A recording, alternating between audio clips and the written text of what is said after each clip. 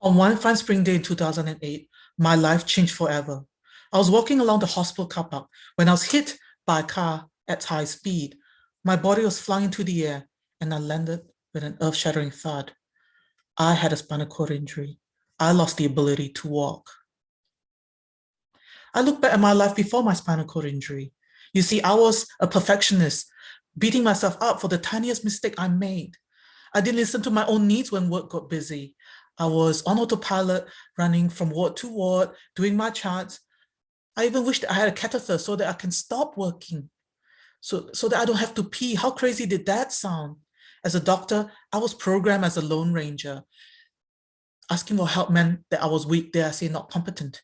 My Lone Ranger programming made me feel isolated, disconnected, and helpless, which is exactly how I felt as a patient on the other side of the healthcare system. And this time around, funnily enough, I really did have a catheter.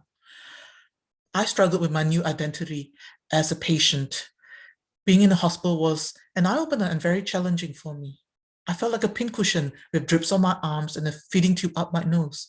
I had never felt so vulnerable. Following my spinal surgery, I used all of my willpower to not to learn, but to try to move my legs every day, day in, day out. But I couldn't. I was in spinal shock. How could I? I felt so helpless, so vulnerable, so broken. I felt such intense grief and loss following my injury. Will I ever be able to walk again? Will I ever be a doctor? That was my identity my whole life as a doctor. That was all I knew. I felt like a burden to my husband. Will he leave me? Will I ever have kids? My self-worth, which was already low at that point, plummeted to the ground. I so badly needed to walk again, not only because I wanted to be mobile, but because I wanted to have my identity back. One day I heard about a spinal cord injury recovery center in San Diego, United States called Project Walk. I thought that the state-of-the-art technology at Project Walk was what was going to help me. But after spending 3 years there, I learned a more powerful life lesson in my intensive rehab over there. Self-compassion. You see, my life as a junior doctor was very different in my journey to learn to walk again. Instead of being an autopilot, wishing that I had a catheter so that I don't even have to stop working to pee, I had to be mindful of each step I took.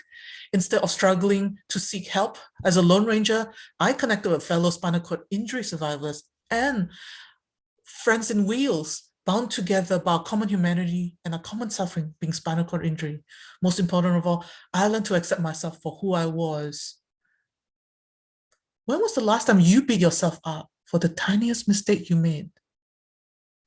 Mindfulness, common humanity, and self-acceptance. These were the 3 pillars that helped me find my identity as a doctor again.